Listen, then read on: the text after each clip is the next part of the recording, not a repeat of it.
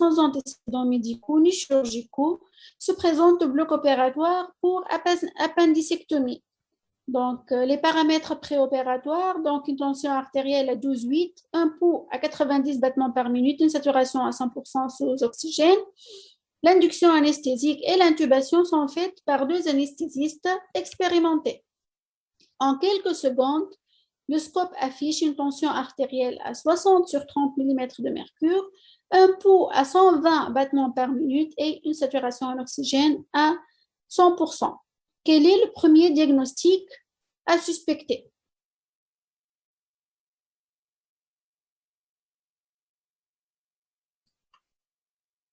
تسمعوا فيها ولا؟ état de choc hémorragique. état de choc hémorragique احنا ما زلنا في الاندكسيون انستيزيك معناها الشيروجيان تو ما مسوه جوست رقدناه انتوبي.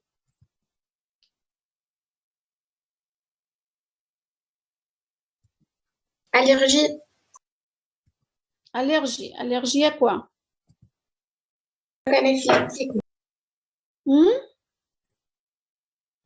Au produit Anesthésique. anesthésique. Donc, c'est un état de choc. Donc, le malade, il est choqué. Il a une tension qui est inférieure à 80 mm de systolique, inférieure à 20% de la pression artérielle systolique de base. Donc, il est tachycarde. Donc, c'est un état de choc. Le plus probable, c'est un état de choc anaphylactique puisque ça vient donc juste après l'injection des produits anesthésiques. Donc, il existe plusieurs produits qui sont pourvoyeurs d'état de choc anaphylactique ou de réaction allergique, y compris donc les produits anesthésiques. Donc, c'est un choc aux produits anesthésiques. Quelle est votre conduite?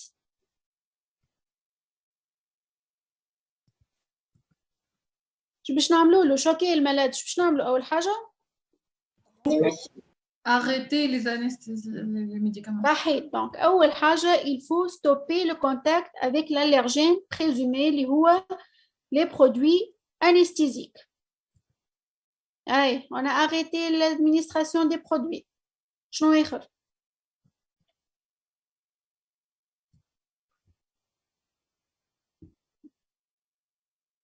Évaluer l'état hémodynamique.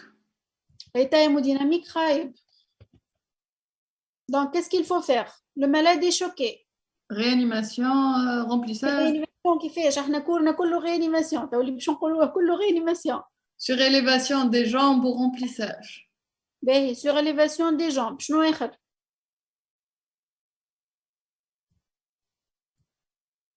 Je قلت مع surélévation des jambes. Remplissage. Remplissage. Donc, il faut, قبل le remplissage, donc احنا نعملوا surélévation des jambes, il faut assurer la liberté des voies aériennes. Tout, donc, هو malade intubé, donc c'est bon. Et administrer l'oxygène, علاش؟ على خاطر المالاد. Il risque donc de développer quoi? Hypoxie. Un œdème de Quincke. Donc, إذا كانوا المالاد ما هوش intubé, احنا الكام تاع مالادنا il est intubé. Donc, نثبتوا son délai en place, المالاد يتنفس, أمورنا واضحة. On administre l'oxygène à 100% et on commence le remplissage vasculaire. Donc, avec quoi on va remplir notre malade? Des cristalloïdes. Des cristalloïdes. Allez, des cristalloïdes. Il faut éviter les colloïdes parce qu'ils peuvent être incriminés même dans les chocs anaphylactiques. Les colloïdes sont des produits allergisants. Donc, إذا كان ملادنا on suspecte un état de choc donc anaphylactique. Généralement, les malades sont polyallergiques et il faut éviter le remplissage par les colloïdes. On commence par un remplissage 10 à 25 millilitres kilo en 20 minutes, répété si besoin. إذا كان الملاد ما تحسنش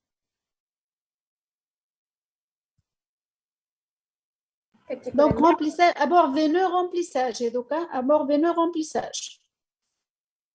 احنا généralement ما نقولوش abord veineux في البلوك على خاطر الملاد généralement ما وصل للقد كان ما عنده abord veineux. Mais sachez donc il faut إذا كان ما عندكش abord veineux donc mettre en place un abord veineux de gros calibre et remplir. malade ما تحسنش باش نعملو Drogue vasopresseur. اللي هما شنو هما B. Donc, le choc anaphylactique, donc la drogue vasopressive indiquée pour le choc anaphylactique, c'est l'adrénaline en intraveineux. Donc, on va donner des bolus de 100 gamma d'adrénaline. Puis, donc, si l'état du malade ne s'améliore pas, on va donner une administration continue de 0,5 à 1 gamma kilo minute. مفهوم ولا؟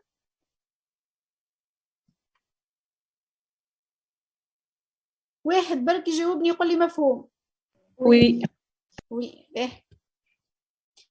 Donc, après rétablissement de notre malade, donc il faut le surveiller en unité de soins intensifs pendant 24 à 48 heures. علاش؟ Complications.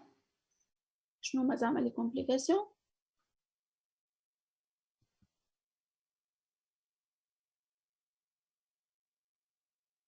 Surtout le risque de récurrence du choc anaphylactique. Donc, les chocs anaphylactiques risquent de rechuter donc, dans les 24 à 48 heures. Donc, un patient qui a présenté un choc anaphylactique, même s'il est rétabli, donc il faut le surveiller pendant 24 à 48 heures donc, dans une unité de soins intensifs. Le choc anaphylactique, ça évolue par vague. D'accord? B. Quelle est votre conduite à tenir immédiate? Donc, le malade rétabli, c'est bon. Donc, sur le plan hémodynamique, c'est bon. Donc, notre conduite vis-à-vis au choc, donc, il faut confirmer le choc. L'origine anaphylactique, surtout. Donc, on a un malade choqué, de tension. Mais il faut confirmer l'origine anaphylactique du choc par un bilan immédiat.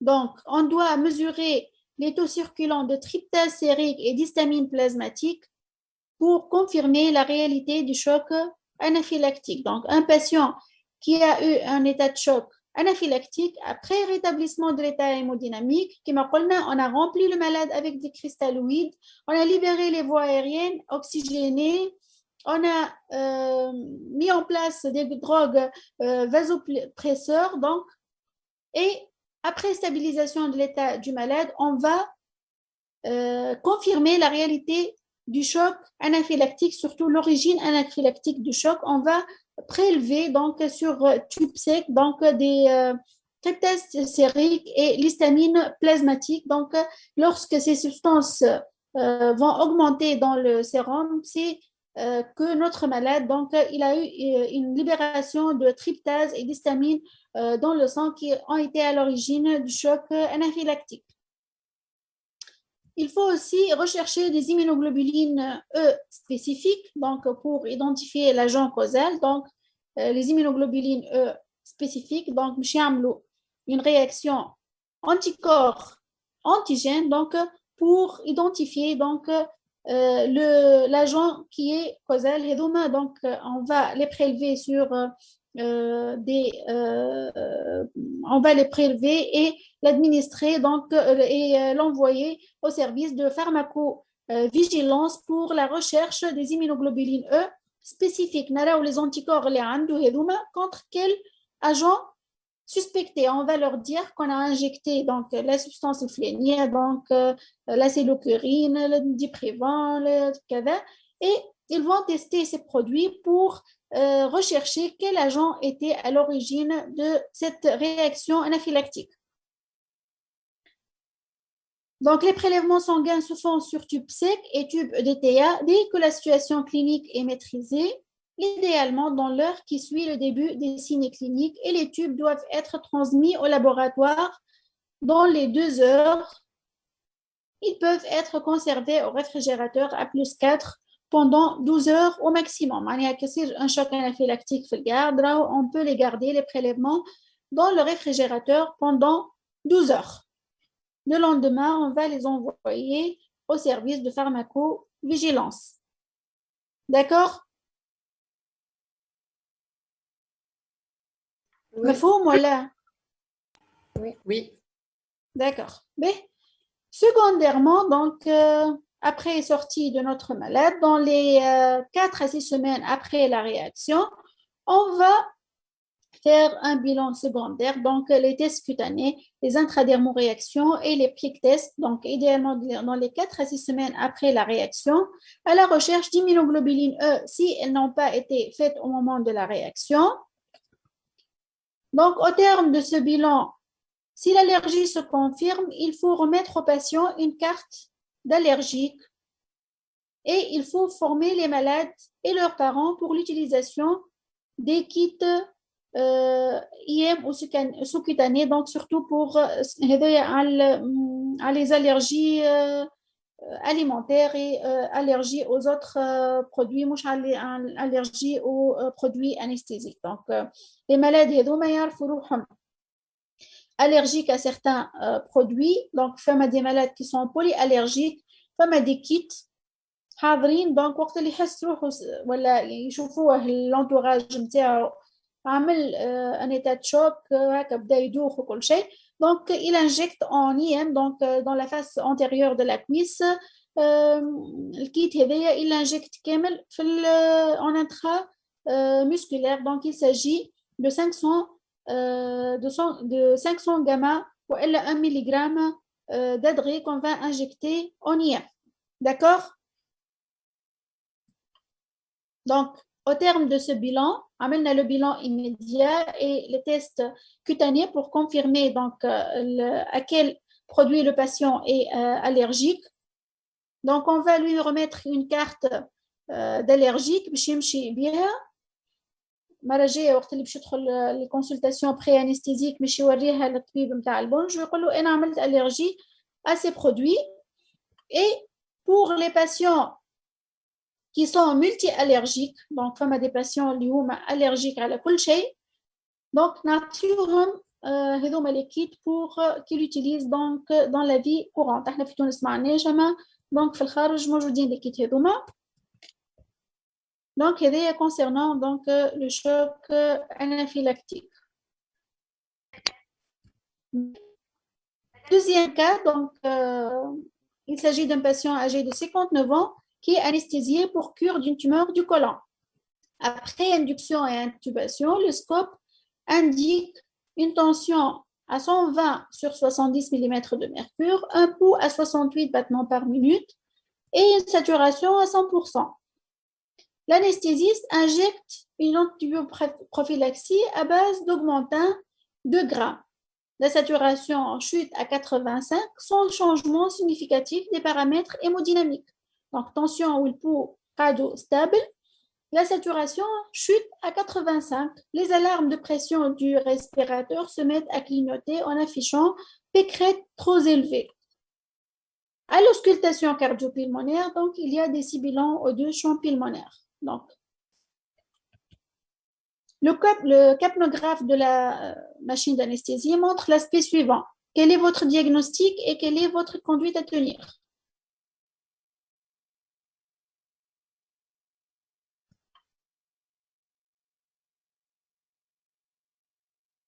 Allô?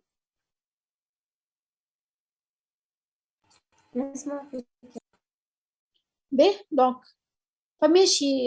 Madame, comment interpréter le capnogramme, le capnographe? D'accord. Donc, احنا وقت اللي شفنا الكور نتاع الانستيزي جنرال انستيزي لوكو ريجونال شفنا الاسبي نتاع ان كابنوغرام نورمال. هذايا un aspect particulier du capnogramme. Donc, تنشوفوها نتاع شنو؟ donc انتم باش تحفظوا معناها à chaque fois, donc je نحكيو لكم على une pathologie ou la حاجة qui modifie le capnogramme. Donc, on va vous donner l'aspect qu'on va voir. Il y a un aspect d'un capnogramme, donc avec perte du plateau. Normalement, un capnogramme normal, il يكون هكا طالع وبعد هنا un plateau.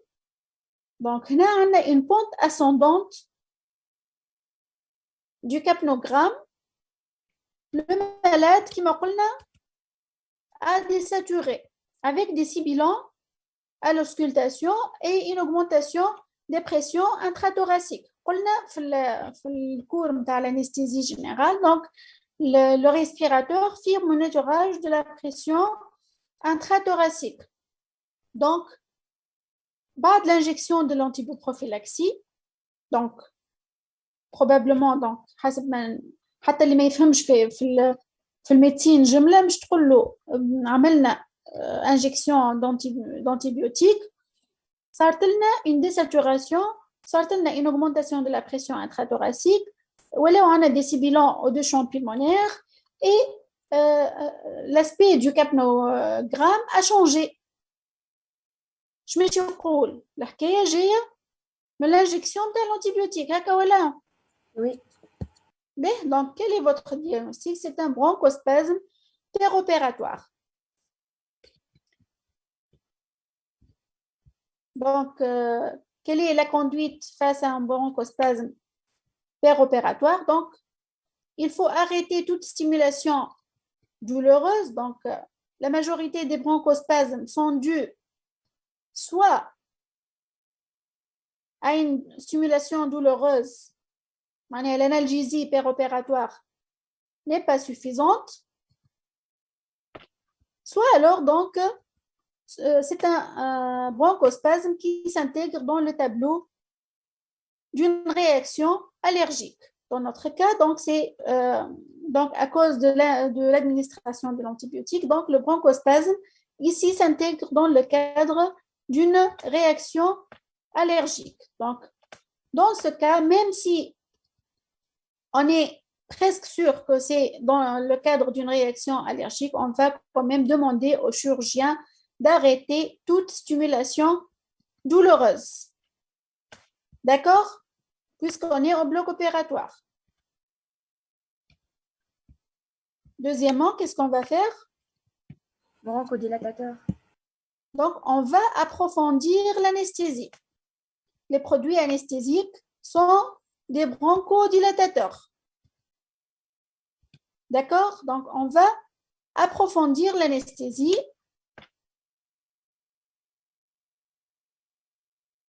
سامحوني.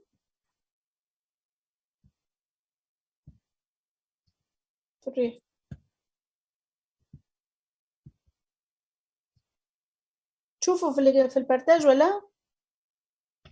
اي نشوفوا انا علاش كتب لي votre écran est en pause؟ باهي هكا تشوفوا؟ نشوفوا يا مدام اما جوست وقف حتى ابروفوندير l'anesthésie كها. باهي دونك اي توا رجعت. Donc, approfondir l'anesthésie. On va prendre une ventilation manuelle en oxygène pur. Allez.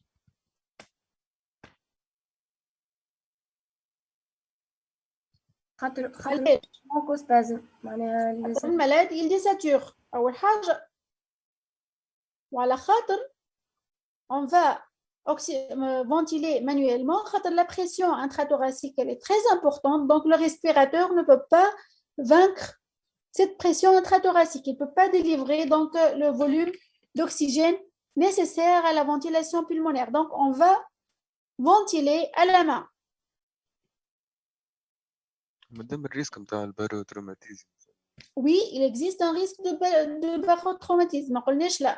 Donc 100% oxygène et ventilation manuelle. نعرف في البرونكوسبازم أكيد فما risque de barotraumatisme, mais on n'a pas le choix. Donc إذا كان شفتوا الساتوراسيون 85 راهي تنجم توصل لك لل 20 لل 15 للصفر saturation. On a vu des arrêts respiratoires, donc cardio-respiratoires suite à un bronchospasme.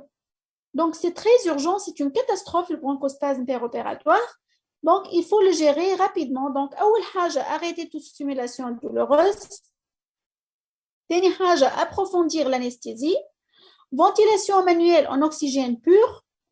Et par la suite, donc, administrer des bronchodilatateurs, donc les bêta-2 d'action rapide, qui salbutamol par voie inhalée, 10 à 15 bouffées, l'aérole, donc l'aérole, donc وإلا nébulisation, l'adjonction d'un anticholinergique. Et donc, si c'est insuffisant ou difficile à administrer, donc on va administrer du salbutamol IV en continu 0,1 à 0,5 gamma par kilo par minute, ou encore donc de l'adrénaline, donc 0,1 gamma kilo minute. Nous avons des petits bolus, donc de 100 gamma, puis donc on continue 0,1 gamma kilo minute. 1 mg dans 100 millilitres, dans 10 millilitres, يقابل 1 cc 100 gamma.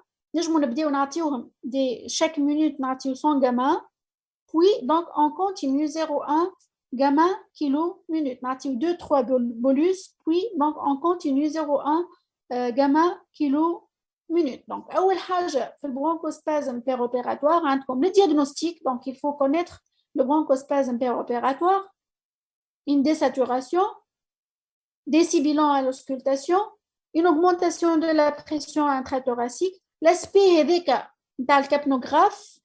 شكون اللي قال لي comment interpréter le capnographe? Donc c'est l'aspect du capnogramme en cas de bronchospasme. شفتوها كيفاش لازمكم تعرفوها. Donc et la conduite à tenir, donc il faut arrêter toute stimulation douloureuse, approfondir l'anesthésie, ventilation manuelle en oxygène pur, puis administrer les bêta-2 mimetiques, les bronchodilatateurs par voie inhalée et si c'est insuffisant, donc par voie IV. On peut aussi donc administrer la Dexa 8 mg en IV, mais l'action de la dexaméthasone donc n'est pas immédiate. L'action de la dexaméthasone n'est pas immédiate. Elle vise à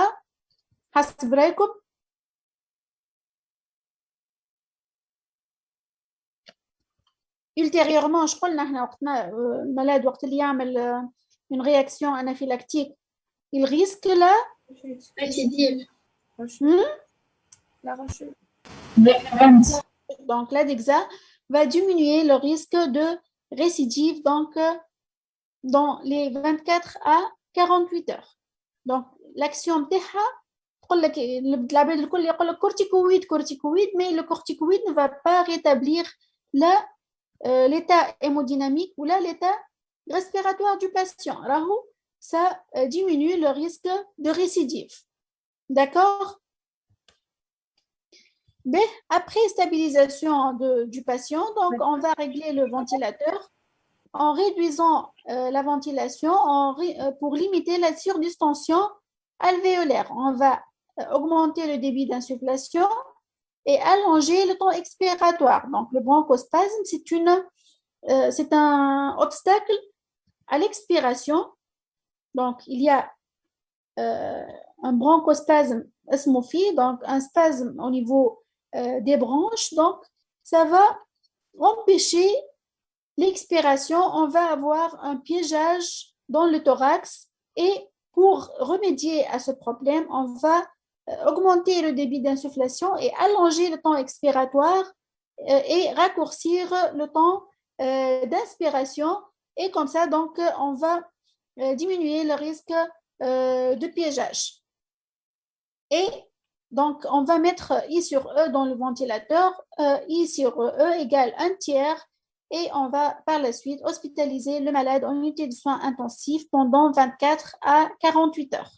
D'accord? Madame? Oui. Madame, ربي سامحني في السي انسوفيزون يا اما نعملوا سلبيتامول يا اما نعملوا ادرينالين يا اما نعملوا ديكزا هذوكم يعني لا ديكزا ما يجوا معناها يا اما ادرينالين او ادري. إذا كان عندنا السلبوتامول ولا الادري نبداو بالسلبوتامول. Si ça marche pas نتعداو l'adré. Mais la Dexa, donc c'est un corticoïde, ça va pas améliorer l'état respiratoire ni hémodynamique du patient. Donc l'adrénaline elle est injectée dans un but de bronchodilatateur qui m'a salbutamol. Donc le dexaméthasone ça va pas améliorer l'état respiratoire du patient, mais ça va empêcher la récidive. D'accord? Donc, la prise en charge du bronchospasme, l'eau, arrêter la stimulation douloureuse. 2,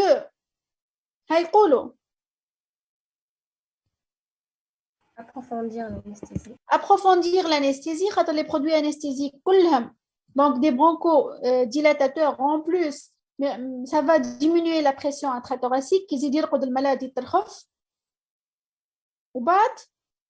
donc on va oxygéner, donc on va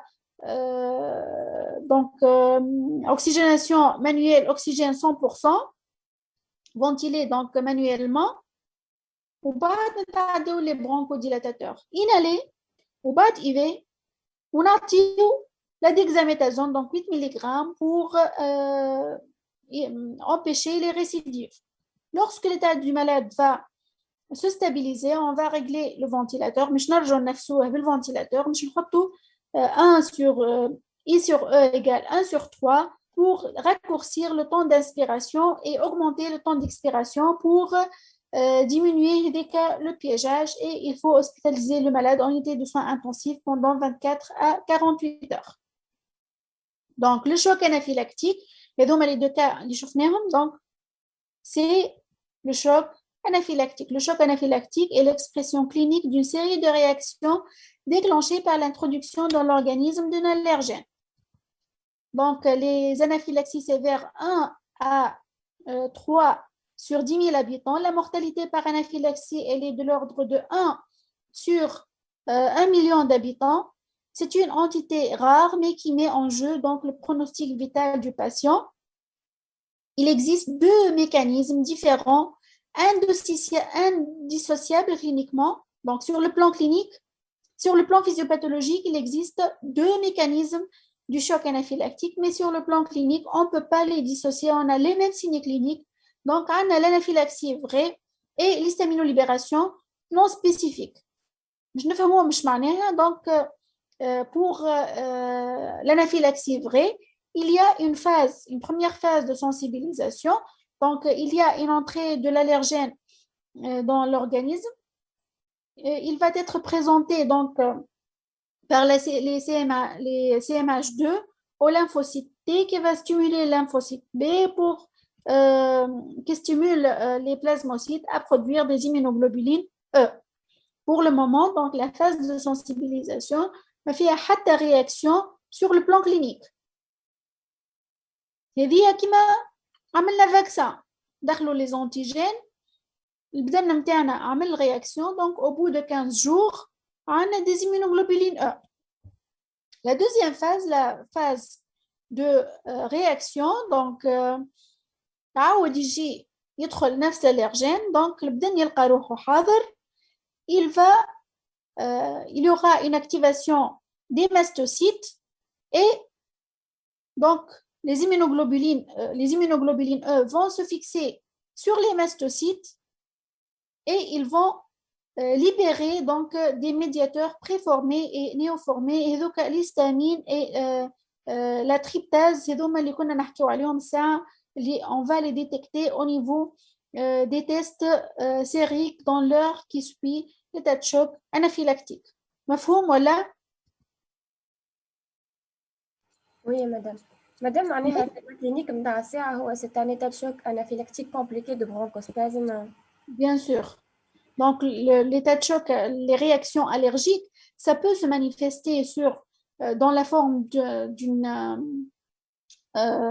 d'un problème hémodynamique, un état de choc, comme ça peut se manifester par des problèmes respiratoires, notamment donc, le bronchospasme, donc péropératoire, donc même en péropératoire, on peut voir des bronchospasmes chez des patients éveillés suite à une réaction anaphylactique. D'accord? Oui, merci. B, donc le premier mécanisme, c'est le mécanisme d'anaphylaxie vraie. Le deuxième mécanisme, c'est, donc comme on a dit à l'anaphylaxie, c'est une réponse immunitaire spécifique induite par les anticorps de type immunoglobuline A. Donc, il y a une phase de sensibilisation pour titre l'allergène. Il y a production d'immunoglobuline E, donc qui sont spécifiques à cet antigène. Donc, pour titre l'antigène, il va produire donc cette réaction anaphylactique et la dégranulation des mastocytes et des basophiles. Donc, comme شفنا, il y a la notion d'exposition préalable. Donc, ما نجمش واحد أول مرة في حياته يعمل contact avec un produit يقوم يعمل لنا une réaction d'anaphylaxie vraie. D'accord? ديما فما une phase de sensibilisation et une deuxième phase donc de réaction après au moins 15 jours. مفهوم ولا؟ Oui. فما l'histamino-libération non spécifique. Je m'en ai histamino-libération non spécifique. Donc, j'ai allergène. Il se fixe directement sur les mastocytes et provoque la libération d'histamine. La femme a la réaction allergène anticorps. La femme a production d'immunoglobuline 1. من أول مرة يدخل البرودوي هذايا للبدن, il va provoquer la dégranulation des mastocytes. D'accord? C'est un autre mécanisme de choc anaphylactique. Donc, deux mécanismes différents sur le plan physiopathologique, mais sur le plan clinique, donc les mêmes signes cliniques, donc sur le plan hémodynamique et sur le plan respiratoire. Donc, l'histamino-libération non spécifique, c'est une libération d'histamine qui ne sont pas médiées par les anticorps et il n'y a pas la notion d'exposition préalable. أول مرة في حياته يدخل له البرودوي هذايا يعمل له libération de l'histamine par les plasmocytes. Il n'y a pas la notion d'immunoglobuline 1. Les substances responsables de l'anaphylaxie, donc les médicaments, أكثر produits les médicaments qui sont responsables d'anaphylaxie, ما هماش les antibiotiques كما ماشي في بالكم الكل. Donc ce sont les curares, les produits anesthésiques, les curares spécialement. Et chef de file, c'est la cellocurine. وبعد يجي le latex. وبعد يجيو les hypnotiques, donc les produits anesthésiques hypnotiques. وبعد يجيو les antibiotiques. شفتوا انتم وقت تقولوا allergie أول حاجة تجي في مخكم pénicilline, allergie aux antibiotiques. Donc ما هماش les substances les plus allergisantes. Donc les curares sont les plus allergisants. Chef de file, donc la cellocurine. وبعد ليك le latex, les hypnotiques, وبعد يجيو les antibiotiques, وبعد les substituts du plasma. وبعد يجيو les morphiniques. Donc نشوفوا انه les produits anesthésiques sont tous allergisants. بالنسبة les aliments, donc les crustacés, les cacahuètes, les fruits et les piqûres d'insectes. Madame, Oui. Madame, c'est une question. En fait, يعني قلنا cliniquement, c'est la même clinique. Mais par contre, il y a une production des anticorps au corps. Donc, il y a un choc anaphylactique. يعني par exemple, يعني باش نفرق بيناتهم نعمل البيولوجي نتاعي باش نرى كان عندي إيجابي ولا إستامي يعني. comme ça لازم نفرق اسكو يعني حتى les signes cliniques, ils sont secondaires à la libération d'histamine et de tryptase. L'histamine, c'est un vasodilatateur. فهمت؟ معناها عبارة أنت ملادك جيت زرقت له histamine. مش يعمل une vasodilatation كبيرة, مش يعمل لك chute tensionnelle. l'histamine تعطي un bronchospasme, مش يعمل لك. فهمت؟ أي أما les anticorps لا. لا فما هنا نرجعوا لهم. شفتم هذوما les médiateurs préformés néoformés هذوما فيهم الهستامين إلى التريبتاز. فهمتي؟ في النون سبيسيفيك يا مدام كوب يعني لازم نفرق ما بيناتهم. في النون سبيسيفيك لازم تفرق ما بيناتهم. أنت سور لو بلان كلينيك ما تنجمش تفرق ما بيناتهم. هذه احنا سور لو بلان فيزيوباثولوجيك باش تفهموا أنتم لي رياكسيون كيفاش يصيروا. فما ديما ان ماستوسيت كي va dégranuler. شفتوا الماستوسيت هذايا soit il va dégranuler suite à une réaction antigène-anticorps, soit il va dégranuler lorsqu'il va se lier par l'intermédiaire d'une substance histamino-libératrice. اسمها فيها تدخل تعمل هيستامينوليبراسيون. ديما وسطهم لي فيزيكول نتاع الهيستامين، فهمتي؟ هذوما لي فيزيكول سون سوا ليبيري وقت اللي ان انتيجين يلصق للانتيكور، soit ils sont libérés par les substances histamino-libératrices. فهمتني ولا؟ مادام انا ما نقصدش هذاك، نقصد باغ سور لو بوان ميديكو ليغال. انا جي ان باسيون مثلا عطيت البون ميديكو ليغال لازمتك tu réanimes le malade، ماكش لازمتك تعرف شنو هو الميكانيزم. اون بو با معناها ديسيرني شنو هو الميكانيزم نتاع، لازمتنا نعرفوا شنو هو البرودوي، اما لو ميكانيزم فيزيوباثولوجيك ما تنجمش تطلعوا. حتى كان ما قيتش اذا كان قيت لي زيمينوغلوبولين سي بون باش تقول سي اون رياكسيون انافيلاكتيك فغي، نجم تلقاهم في لي زيمينوغلوبولين فهمت؟ مي سي فغي وقت اللي عندك لي زيمينوغلوبولين تو اي سور كو سي اون رياكسيون انافيلاكتيك فغي، مي انت ايميدياتمون في وسط الشوك انافيلاكتيك لا بريز ان شارج elle est la même ou la clinique elle est la même. D'accord? D'accord, docteur. Bien. Donc, l'identification, donc, elle est difficile à établir. Donc, les curares, le latex, les hypnotiques, donc, les substances qui sont responsables d'histamino-libération. Les curares, le latex, les hypnotiques, les morphiniques, les colloïdes, les antibiotiques et autres. Donc, ce sont les mêmes curares, les HUMA, peuvent être responsables d'anaphylaxie vraie. Donc, HUMA bidhom des substances histamino-libératrices. Donc, les signes cliniques, donc le choc anaphylactique, qui m'a chauffé dans les cas cliniques, c'est brutal.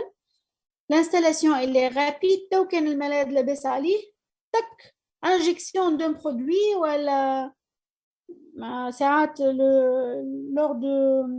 lorsqu'on opère un kyste hydatique du foie, donc il y a les scoliox, mais donc elle est في وسط نتاع البارازيت اللي موجودين في وسط الكيست، يعملوا une réaction anaphylactique ما تنجموش تخيلوها. دونك كون الملاد لاباس عليه طف tension 6. Donc c'est brutal et c'est rapide. Donc dans les minutes qui suivent l'introduction de l'allergène, plus la réaction est rapide, plus le risque sur le pronostic vital.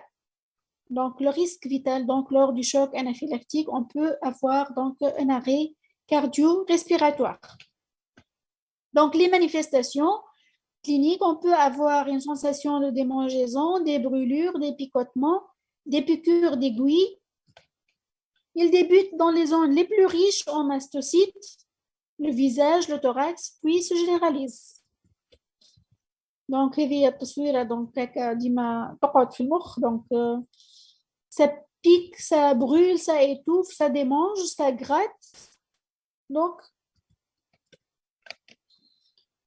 on peut voir des manifestations cutanéo-muqueuses, donc infiltration des tissus sous-cutanés et profonds, donc éruptions variées, éruptions maculopapuleuse, érythème rouge au marbre, l'urticaire, l'œdème de Quick ou œdème angioneurotique.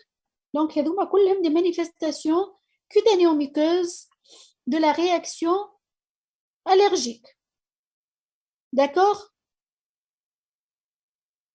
Oui. D'accord. Mais des signes respiratoires, donc, les manifestations cutanéo-muqueuses, on peut voir des signes respiratoires, donc présents dans 40% des cas, une rhinorrhée, une infiltration des voies aériennes supérieures, une obstruction respiratoire, oxygénation difficile, et on peut voir donc un arrêt cardio-respiratoire hypoxique. Dans les voies aériennes inférieures, donc un bronchospasme donc, qui se manifeste chez un patient éveillé par une toux sèche, dyspnée sifflante, un frein expiratoire, donc le bronchospasme c'est un obstacle à l'expiration, hypoxie sévère, difficulté ventilatoire chez le malade intubé, et on peut voir un arrêt cardiaque anoxique. Donc sur le plan respiratoire, donc, mais le bronchospasme léger avec une toux, avec une dyspnée sifflante, avec un frein expiratoire, de l'hypoxie profonde qui peut causer l'arrêt cardiaque.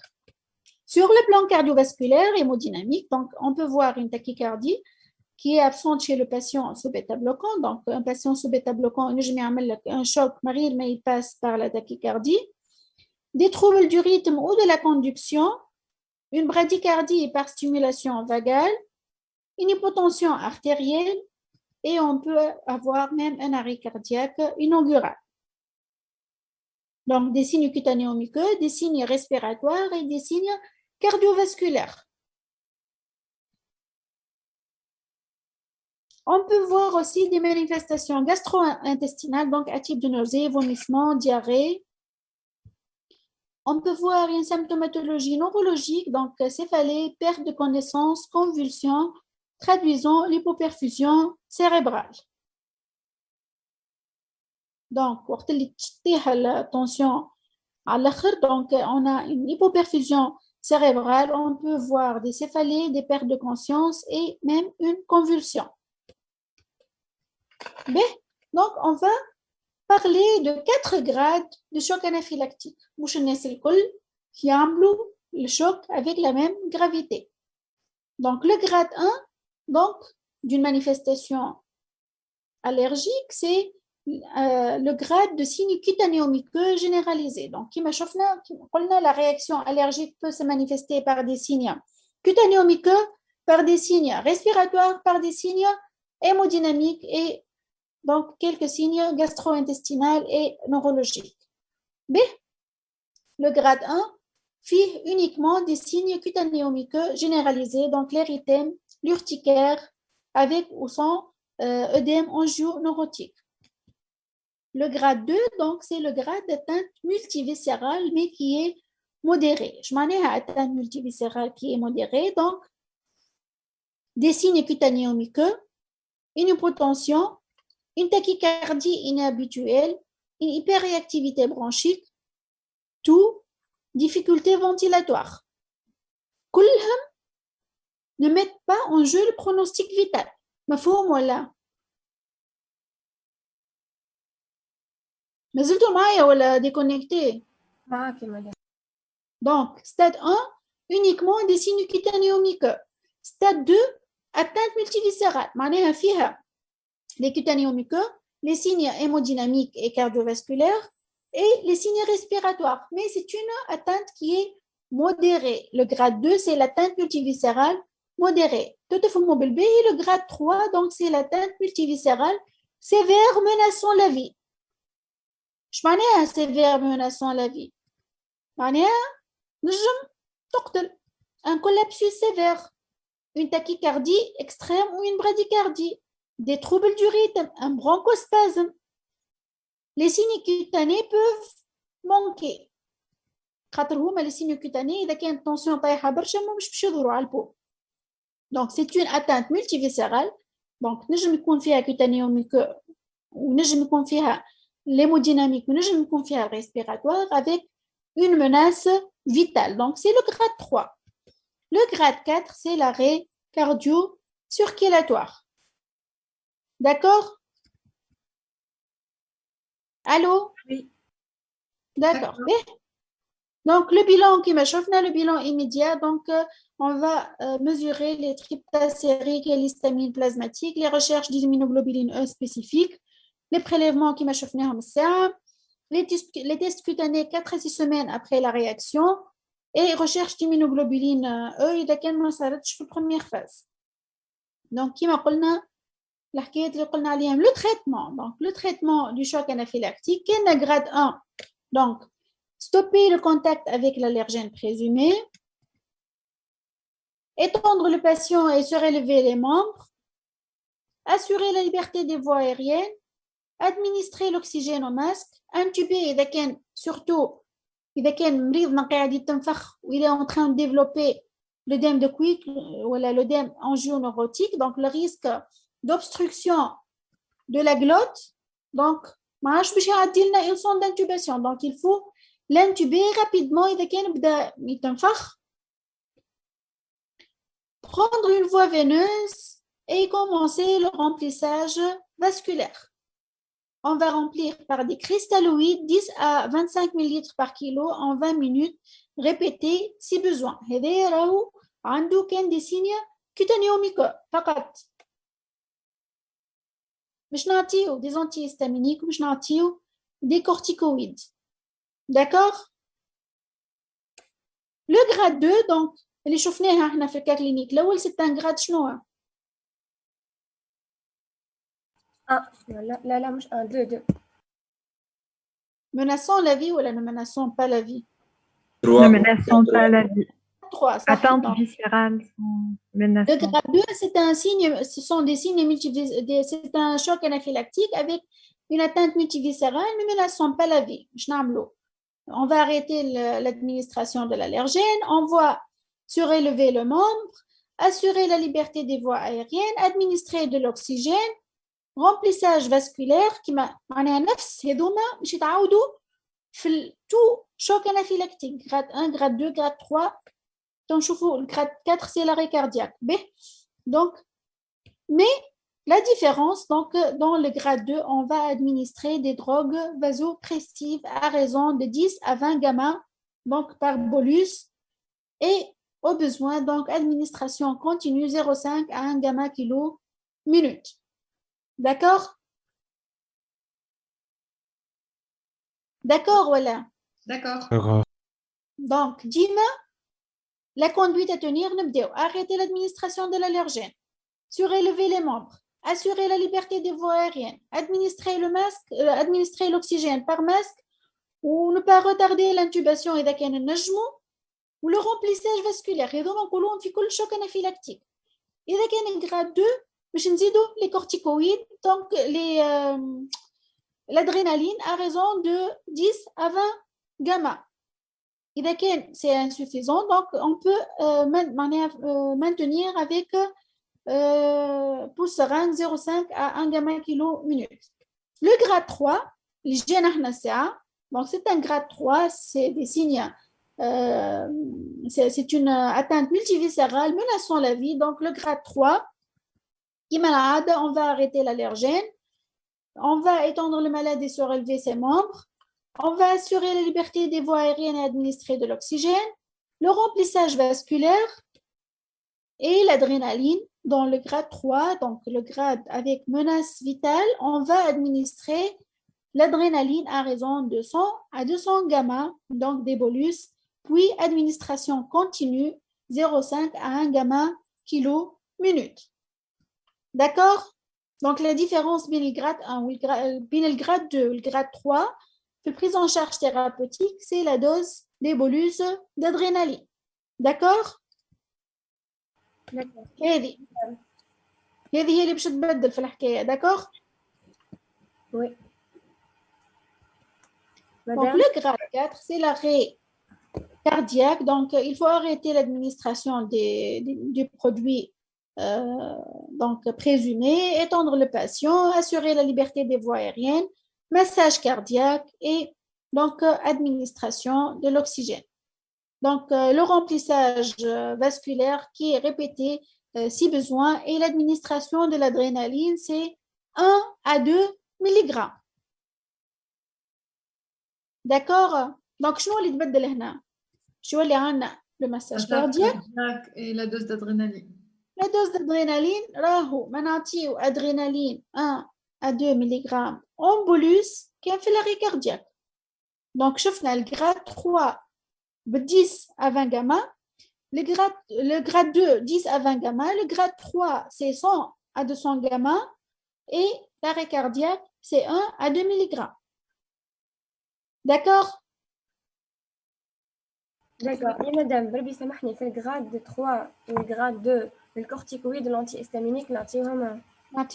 نعطيهم ديما حتى في الجراد 1 راهو حتى في ال4 ديما معناها حتى في الجراد 1 علاش خاطر هما هذوما سافا امبيشي لي ريسيديف مش يعاونك ماهمش يعطيوك افي ايميديا سور لا تونسيون ولا سور لا ساتوراسيون ولا ils vont améliorer l'état respiratoire اما ils vont empêcher les récidives. Le mécanisme نتاعهم retardé 30 minutes فهمت باهي الكلورفينامين هو الانتيستامينيك.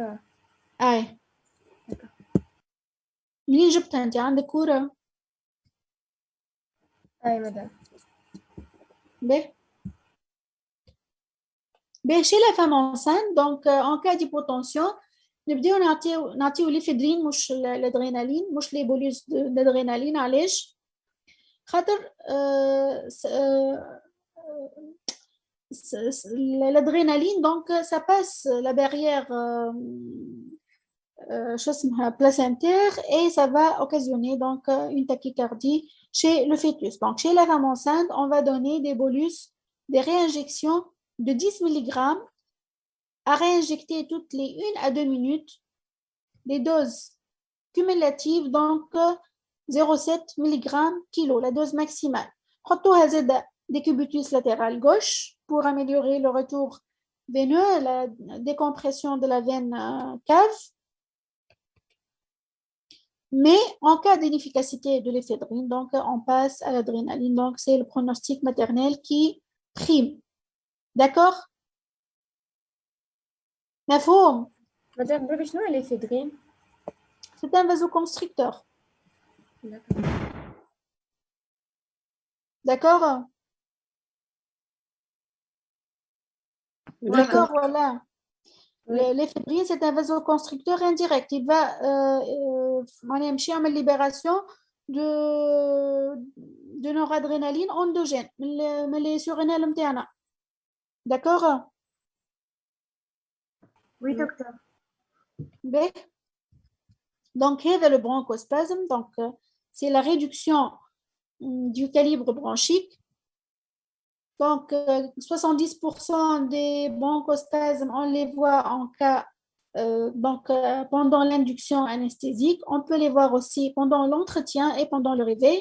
Le diagnostic positif, donc c'est une augmentation des pressions d'insufflation du respirateur qui me chauffe peut-être comme le respirateur, il clignote, pression intrathoracique très élevée. À l'auscultation, on va ausculter des sibilants, qui m'a le cas clinique fini. Voir le silence auscultatoire dans les formes graves. On va voir dans les cas graves des signes d'hypercapnie avec sueur, avec hypertension.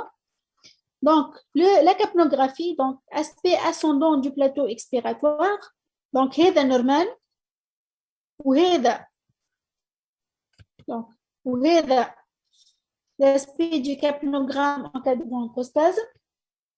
Les conséquences, donc, essentiellement circulatoires, donc, les conséquences respiratoires, donc, où le patient va désaturer, mais aussi des conséquences circulatoires. On va avoir un piégeage de l'air à l'intérieur du thorax qui va occasionner une hyperinflation dynamique. Je connais une hyperinflation dynamique, mais je dois dire qui m'a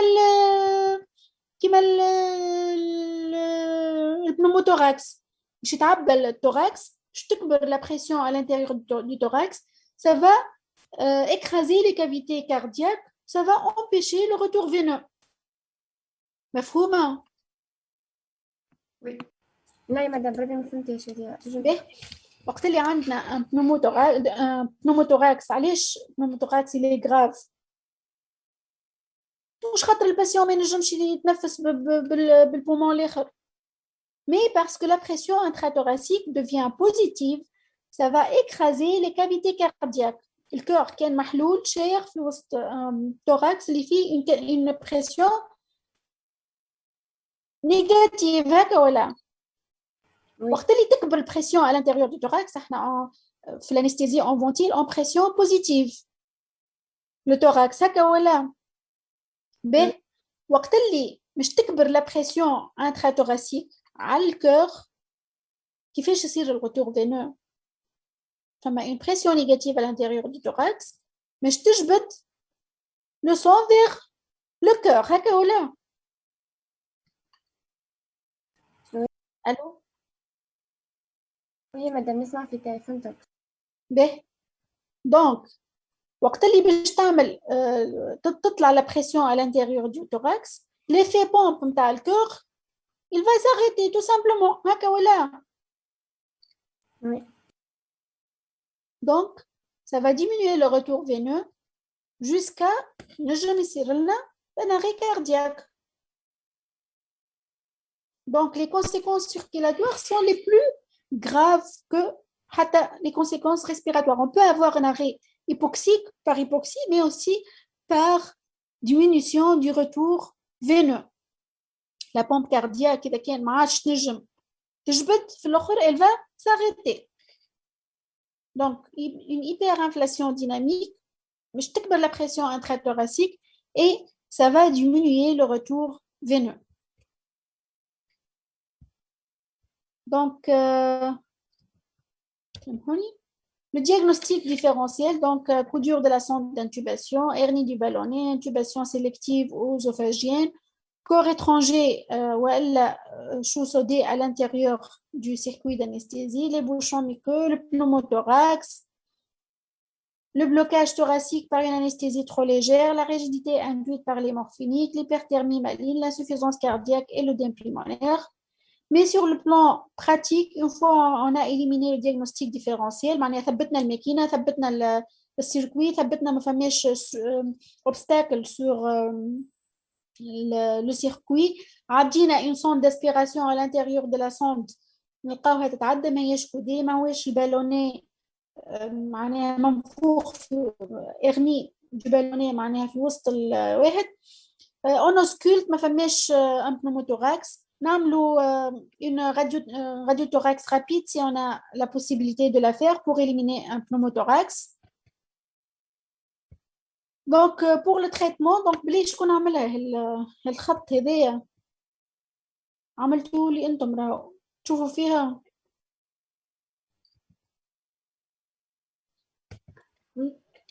تشوفوا فيها وي دكتور نشوف. واحد منكم عملوا هو راهو. Madame, on ne peut pas manipuler votre écran. بالحق. اي مدام مش احنا راهو. به d'accord, mais c'est le chien. Donc, le traitement du bronchospasme, donc il faut arrêter toute stimulation chirurgicale, approfondir l'anesthésie, ventilation manuelle en oxygène pur, et d'accord, قلناه ça في cas clinique. Les bronchodilatateurs, les bêta-2 mimétiques, l'adjonction d'un anticholinergique et si insuffisant, donc salbutamol et adrénaline. هذا كل قلناه ça في cas clinique نتاعنا. Les corticoïdes par voie IV, arrêter doit être rapide, donc l'effet thérapeutique comme les corticoïdes, il est différé et il minimise le risque de récurrence du bronchospasme ou du choc anaphylactique. D'accord?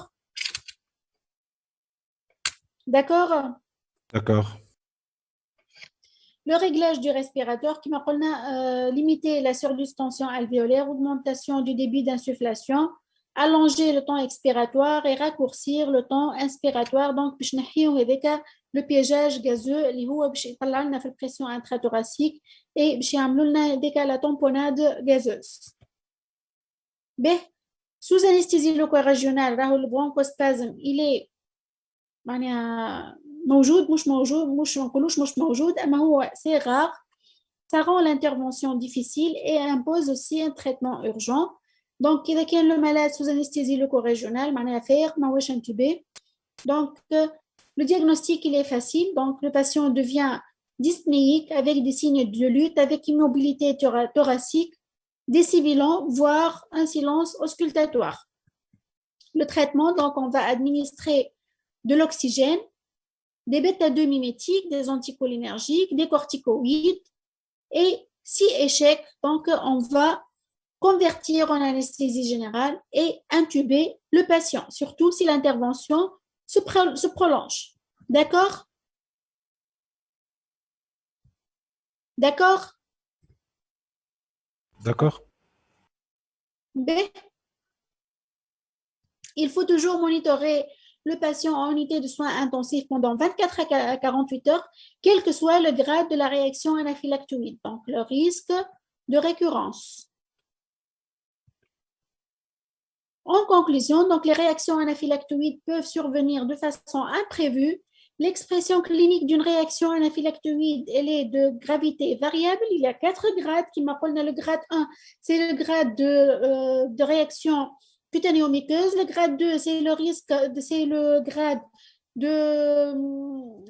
d'atteinte multiviscérale modérée. Le grade 3, c'est le grade d'atteinte multiviscérale grave menaçant la vie. Et le grade 4, c'est l'arrêt cardio-respiratoire. Le choc anaphylactique est caractérisé par sa brutalité et sa rapidité d'installation.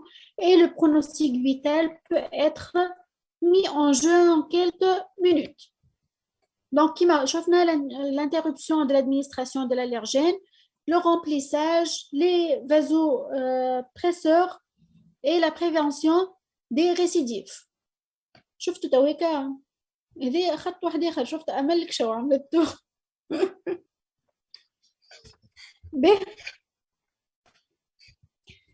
Le troisième cas clinique, donc un patient âgé de 35 ans sans antécédent au bloc opératoire pour une cure d'un lipome au niveau de l'épaule. Les paramètres hémodynamiques de notre patient sont normaux. Le chirurgien injecte un anesthésique local en sous-cutané pour assurer l'analgésie péropératoire autour de la lésion.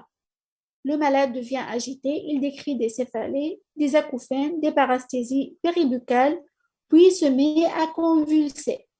Quel est votre diagnostic?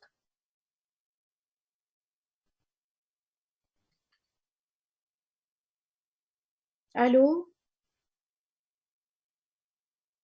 Un lipome, donc à opérer au bloc opératoire.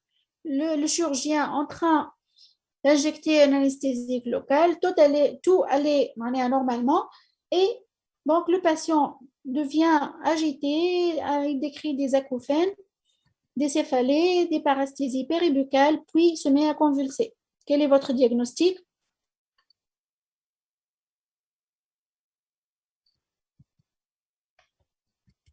Donc, il s'agit d'une intoxication aux anesthésiques locaux.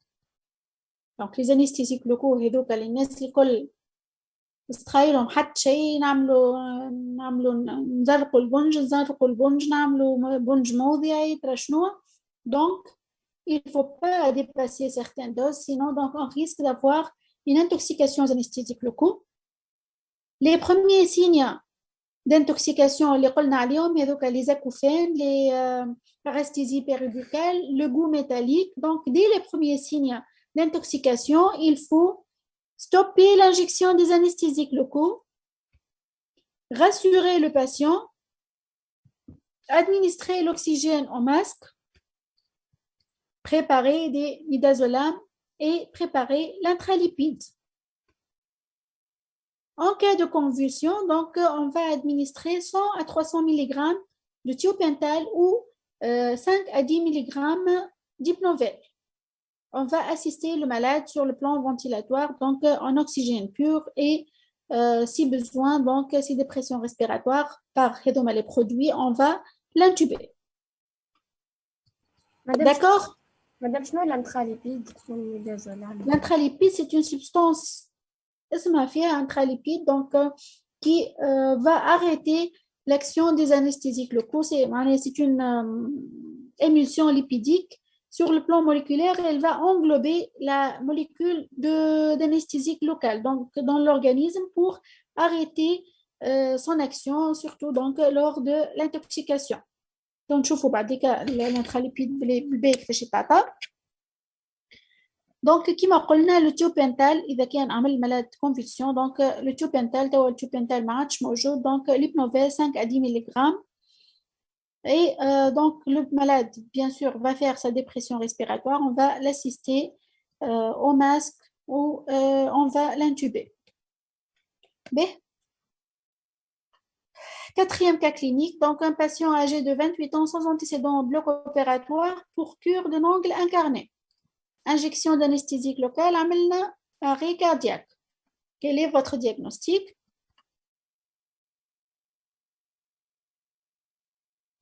Intoxication sévère. Hein? Une intoxication, mais plus sévère.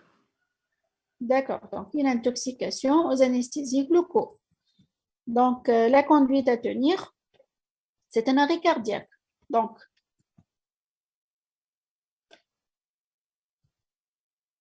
de l'arrêt cardiaque, voilà. Normalement, on a le massage cardiaque. Oui, donc intoxication aux anesthésiques locaux. Donc, intubation, ventilation, adrénaline à petite dose et massage cardiaque prolongé. Massage cardiaque prolongé. Donc, le malade Rahou, fait l'arrêt cardiaque dû aux anesthésiques locaux. Le massage cardiaque, il est prolongé. Il ne reprend pas rapidement le malade. D'accord? Injecter 1 millilitre kilo d'intralipide à 20% en 1 minute tout en continuant le massage cardiaque externe et la ventilation assistée. Pris au cours le massage cardiaque, l'arrêt cardiaque? Non. Donc, l'arrêt cardiaque au bloc opératoire, نجم يكونوا عنده برشا معناها des causes, notamment donc, le choc anaphylactique, le bronchospasme et la toxicité des anesthésiques locaux. Donc, إذا كان عندنا un choc anaphylactique, إذا كان عندنا un arrêt cardiaque au bloc opératoire, la spécificité de la prise en charge, ديما في l'arrêt cardiaque, عندنا le massage cardiaque qui prime وبعده l'injection d'adrénaline et la ventilation. خاطر ملادنا il ne ventile plus. Donc, مش نعطيوه des massages cardiaques. هذيك أول حاجة ومعناها il faut minimiser le temps de non-flow. نقولوا le temps نتاع les malades ما عندوش un débit cardiaque. Donc, il faut minimiser le temps de non-flow par un massage cardiaque immédiat et la ventilation du patient et donc les doses d'adrénaline pour essayer de récupérer donc une activité cardiaque spontanée. Spécificité dans l'arrêt cardiaque faible les anesthésiques locaux. Donc c'est un massage cardiaque qu'il faut prolonger donc et l'adrénaline à petite dose. ou des doses de 100 à 200 gamma. يعني كيما مش 1 ملغ كيما l'arrêt cardiaque العادي. Et il faut prolonger le massage cardiaque. L'effet MTA les anesthésiques locaux, il est prolongé. L'autre spécificité, c'est qu'il faut injecter 1 millilitre kilo d'intralipide 20% en 1 minute tout en continuant le massage cardiaque externe et la ventilation assistée. Mais il faut répéter éventuellement cette injection une troisième fois, soit une dose totale de 3 millilitres par kilo. Donc, intralipide, on le répète 3 à 5 minutes après et on peut le renouveler donc une troisième fois sans dépasser 3 millilitres kilo d'intralipide à 20%. C'est bon. Donc, dès l'apparition d'un rythme sinusal, il faut maintenir une perfusion de 0,25 millilitres kilo minute d'intralipide à 20% jusqu'à le retour de la stabilité hémodynamique. Donc, comme je l'ai dit, l'intralipide, ça va englober les molécules d'anesthésiques locaux et empêcher son action. Donc, les anesthésiques locaux sont des substances utilisées pour la gestion de la douleur. Ça donne un sentiment de sécurité pour certaines interventions. Elle permet une prise en charge simplifiée des chirurgies de cataracte chez un patient en ambulatoire, mais comme toute procédure médicale, l'anesthésie loco-régionale reste associée à des complications d'incidence faible, heureusement, donc 3,5 sur 10 000 anesthésie locale. Donc, elle peut donner des complications systémiques allergiques rares, mais surtout donc, la toxicité neurologique et cardiaque. Donc, la toxicité systémique des anesthésiques locales serait la première cause de décès liée à l'anesthésie loco-régionale. Donc, sachez que l'anesthésie loco-régionale peut aussi tuer. Donc, surtout par toxicité systémique. L'allergie aux anesthésiques locaux, elle est extrêmement rare. Et donc, c'est surtout la toxicité cardiaque et la toxicité neurologique, donc, associée à la toxicité des anesthésiques locaux qui peut donc provoquer un arrêt cardiaque. Donc, Les signes prémonitoires de la toxicité des anesthésiques locaux, donc généralement, قبل ما يعمل لك convulsion, قبل ما يعمل لك perte de conscience, قبل ما يعمل لك un arrêt cardiaque, قبل ما يعمل لك coma, le malade va présenter des signes prémonitoires, donc les هما picotement de la langue, des céphalées, distorsion visuelle et auditive, بعد يبدأ يعمل des secousses musculaires, بعد يعمل la perte de connaissance et les convulsions, le coma, l'arrêt respiratoire et le collapsus.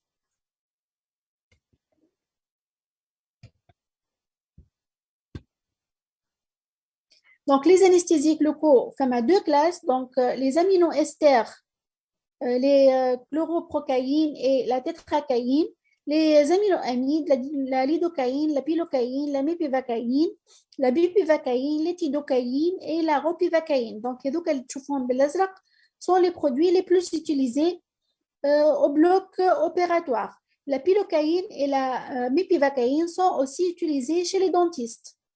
Donc, les chirurgiens ou les médecins généralistes, ils l'utilisent généralement. Donc, une petite plaie pour suturer une petite plaie, pour un petit abcès. Donc, généralement, c'est la lidocaïne ou la bupivacaïne. Donc, les complications allergiques, elles sont exceptionnelles et surtout notées pour les esters plutôt que pour les amides. La neurotoxicité, donc tous les anesthésiques locaux sont toxiques sur le plan neurologique, mais les esters sont plus toxiques que les amides. La neurotoxicité dépend de la concentration et dépend de la durée de contact. Donc, les signes prodromiques, donc,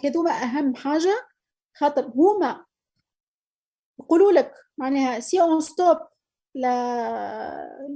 l'injection, donc ça peut regresser, donc il faut détecter les signes prodromiques, somnolence, ébriété, معناها تعرفوا ايش معناها ébriété ولا كي السكران يولي les céphalées, les acouphènes, le goût métallique buccal et les paresthésies péribuccales.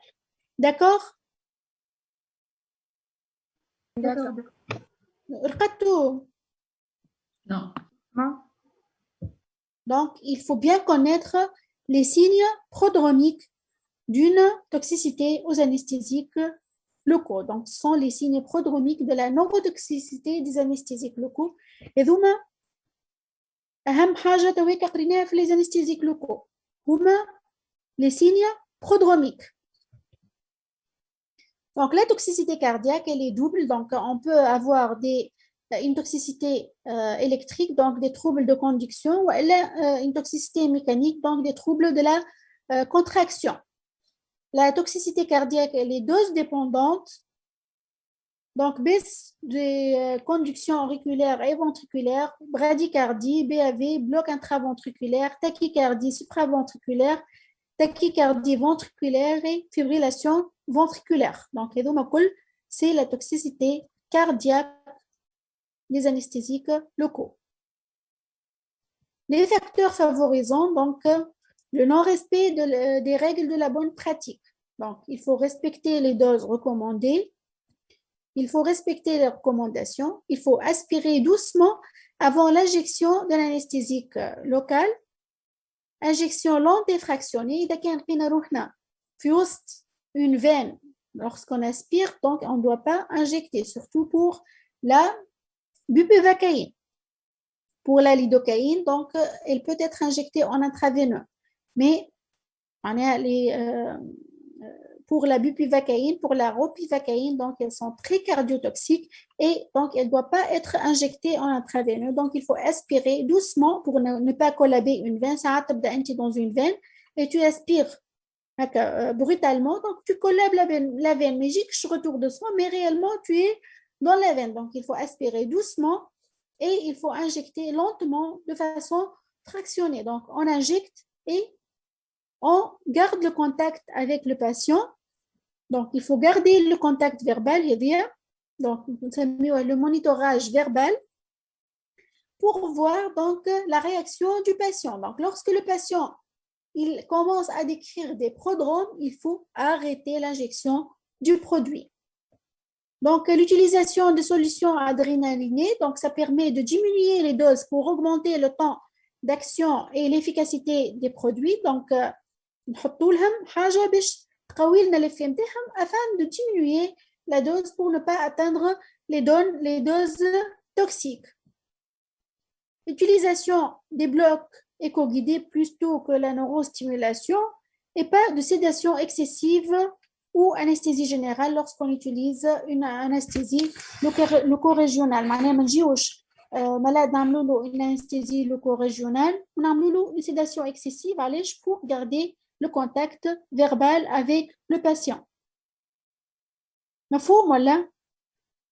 Oui. مادام بربي لي سوليسيون ادريناليني ما فهمتش معناها هما يحطونا كيفاش نقصوا في الدوز علاش ما فهمتيش. الادرينالين مش تعمل une vasoconstriction ولا وقت نعملوا une solution adrénalinée راه ما نحكيوش على 10 جاما نحكيو على دي 1 sur 1000 معناها دو جاما فهمت. فما دي solutions يتباعوا حاضرين فيهم un anesthésique local et donc des petites doses d'adrénaline. Ça permet de faire une vasoconstriction périphérique au niveau معناها في le point d'injection. Pourquoi? Pour ralentir l'élimination, l'absorption et donc l'élimination des anesthésiques locaux. Donc, sur le plan local, donc, ça va augmenter l'effet, la durée d'action des anesthésiques locaux. مفهوم ولا؟ Oui, madame, merci. Donc, selon le site d'injection, donc, هذوما وقت حكينا في الانستيزي لوكو ريجيونال وحكينا الانستيزي جينيرال. دونك اللي حاضرين في الكور ولا اللي خذاو الكور وراجعوه دونك لا غاشي انستيزي l'injection intra-articulaire, l'injection sous-cutanée, le bloc fémoral, هذوما لي بلوك بلكسيك بانواعهم. دونك قد ما سامحوني قد ما كان قاعدين نطلعوا قد ما لو ريسك de toxicité aux anesthésiques locaux augmente. Donc, حتى la rachianesthésie, حتى les injections intra-articulaires, حتى les injections sous-cutanées, les blocs plexiques, كلهم, ils peuvent être responsables donc d'une toxicité aux anesthésiques locaux. أقل حاجة la rachianesthésie وانتي ماشي وله risque يطلع. Donc, le risque augmente avec l'âge. Donc, les extrêmes, donc ça augmente le risque de toxicité aux anesthésiques locaux, c'est-à-dire les sujets âgés et les petits-enfants, les nourrissons. Avec l'âge, donc la diminution de la clairance des anesthésiques locaux, réduction de la perfusion des organes, augmentation de la sensibilité, ça augmente la sensibilité aux anesthésiques locaux. Donc, chez les sujets de plus de 70 ans, il faut diminuer la dose de 10 à 20%. L'insuffisance rénale, donc le seuil de toxicité, il est atteint plus rapidement, donc il faut diminuer la dose de 10 à 20% chez les patients atteints d'insuffisance rénale. L'insuffisance hépatique aussi. L'insuffisance cardiaque, donc ça réduit la clairance par diminution de la perfusion hépatique et rénale, donc diminution de la résorption au niveau du site d'injection. Donc, en cas d'insuffisance cardiaque sévère, il faut diminuer la dose aussi de 10 à 20%. Donc, chez le sujet âgé, chez le sujet, les nourrissons, chez l'insuffisant rénal, chez l'insuffisant cardiaque, chez l'insuffisant hépatique, il faut réduire les doses de 10 à 20% pour ne pas atteindre rapidement les doses toxiques. Le choix de la soluté aussi, donc lidocaïne adrénalinée, donc les doses maximales, donc les doses maximales recommandées pour les blocs du membre supérieur et les blocs du membre inférieur. Donc, كل anesthésique local عنده la dose seuil utilisable pour la première injection chez un adulte jeune. هذوما les doses maximales qu'on peut utiliser chez un adulte jeune, donc pour une première injection. En cas de réinjection, il faut respecter un délai minimal de 30 minutes pour la lidocaïne et la mépivacaïne, 45 minutes pour la bupivacaïne et la ropivacaïne. Dose à réinjecter ne doit pas dépasser le tiers de la première dose dans les 45 premières minutes et la moitié de la première dose après 90 minutes. Donc, il y a des détails, mais bon, pour vous, donc, évitez les réinjections et il faut bien les espacer et diminuer les doses lors des réinjections. Le tiers ou la moitié donc, de la dose. Donc, pour le traitement de la toxicité aux anesthésiques locaux, donc, dès les premiers signes, dès les prodromes, on a les prodromes, اللي هما شنو هما les prodromes? Somnolence, céphalée. Somnolence, ébriété, des paresthésies péribuccales, l'agitation, coup métallique. Hein? Donc, il faut arrêter l'injection, rassurer le malade, oxygène. L'oxygène, c'est prouvé qu'il diminue le risque de toxicité aux anesthésiques locaux. Donc, وقت اللي باش تعملوا anesthésie locale, ماذا بينا نعطيو lunettes d'oxygène للمالاد.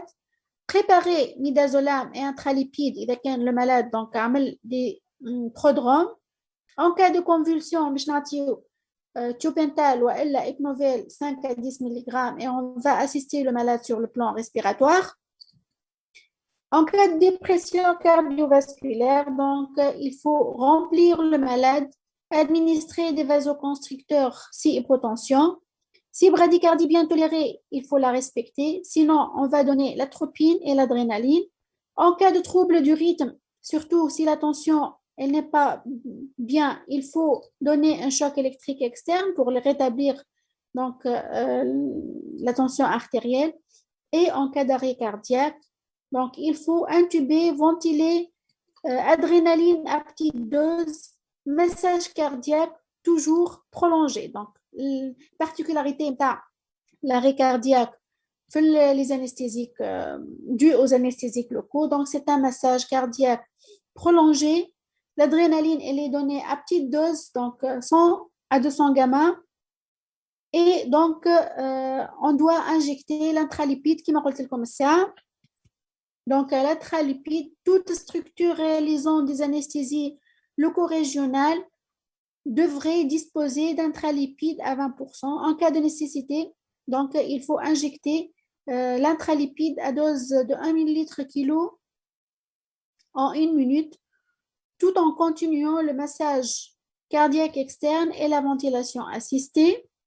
Il faut répéter cette dose 3 à 5 minutes après en cas d'échec et répéter une troisième fois jusqu'à la dose totale de 3 ml/kg et dès l'apparition d'un rythme cardiaque sinusal, une perfusion de 0,5 ml/kg par minute jusqu'à le retour d'une stabilité hémodynamique. Donc, l'intralipide نعطيوه وقت اللي عندنا une instabilité hémodynamique كبيرة برشا et surtout donc en cas d'arrêt cardiaque, donc on va administrer l'intralipide. Merci. Donc, عندكم شي des questions? مدام Oui. السؤال هو شنو الانتراليبيد وكيفاش لافي نتاعو يعني ميكانيزم داكسيون خاطر انت قلت باش نعطيوه اون كا داري كارديو ريسبيراتوار ولا اون كا دون انسيفيزونس كاردياك ايغو سيفير. Oui, donc كما قلت لكم l'intralipide c'est une émulsion lipidique نعطيوها en intraveineux dose اللي قلت لكم عليها. الميكانيزم داكسيون تاعها elle va englober la molécule d'anesthésique locale باش تدور بها et elle va empêcher son action. D'accord? Merci. D'autres questions? Madame? Oui. Madame, merci beaucoup pour le cours. Madame, tu تقول لنا على شنو نجمو نركزوا بخلاف comme les signes prodromiques de l'anesthésie locale والكل. شو إذا كان مش يجيكم على التدي هذايا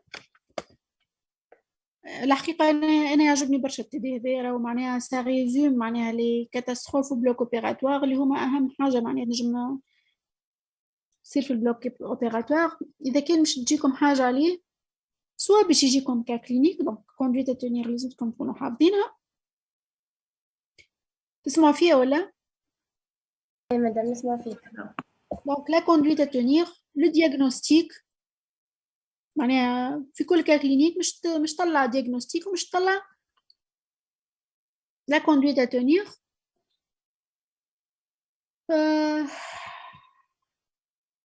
بيان سور ما حدش نسألوكم على فيزيوبات ولا ميكانيزم ولا جوست انت تعرف مثلا في الشوك انافيلاكتيك لي برودوي هذوما كي نقول لك انا كورار تعرفوا سي ان برودوي اللي معناها عملنا انجكسيون تاع كورار يجي لبالك اللي هو باش يعمل ان شوك انافيلاكتيك، نقول لك انجكسيون دانستيزيك لوكال يجي لبالك اللي هي بوتيت سي اون توكسيستي انستيزيك لوكو. دونك سورتو لو ديagnostic les éléments diagnostiques et bien sûr ينجم تجيكم question على الشوك انافيلاكتيك les grades juste معناها les 4 grades لازم معناها لازمتهم par cœur تعرفوهم كهو. دونك هذوك أهم حاجة فيهم معناها ككلينيك conduite à tenir diagnostic conduite à tenir وليز انستيزيك لوكو كيف. دونك مش باش نسألكم على دوز ماكسيمال نتاع بلوك انفراكلاف ونترا شنو مش نسألكم ماكسيموم مثلا شنو ما لي ريغل نتاع les règles de bonne pratique في les anesthésiques locaux معناها des questions d'ordre pratique. C'est un TD. Les questions اللي مش يجيو عليه d'ordre pratique معناها مثلا les règles de bonne pratique qu'est-ce qu'il faut faire ترى شنو إذا كان عندك دي برودروم شنو ما لي برودروم هذو هما بريس قلت لكم اللي نجم يتيح في على TD هذايا بريس قلته لكم كاو. دونك عندكم شي d'autres questions مادام بربي في لي ريغل هذيك النورو ستيميلاسيون شنو نعملوها؟ سمعتكش في لي ريغل دو بون براتيك دي انستيزيك النورو ستيميلاسيون شنو نعملوها؟ ما فهمتش معناها نورو ستيميلاسيون كان تتذكرش نهار اللي قرينا الكور نتاع لي انستيزيك لوكو نورو ستيميلاسيون بور شيرشي لا بروكسيميتي دو نير فهمت قبل كانوا يعملوا بلاش حتى شيء. دونك لانجيكسيون تصير on est obligé d'augmenter les doses فهمت توا بلوتو نحكيو على بلوك ايكو غيدي معناها تشوف بعينك اللي انت à proximité du nerf دونك اقل برشا ريسك دو توكسيستي دي انستيزيك لوكو وقت اللي انت مش تعطي لي دوز بحذا النار تشوفها بعينك بالليكو فهمت. اي مدام فهمتك ميرسي بوكو يعيشك.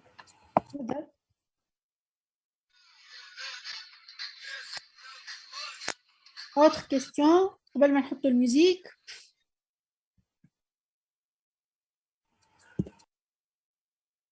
C'est bon? Beaucoup, docteur. Merci beaucoup. Beaucoup, Emily.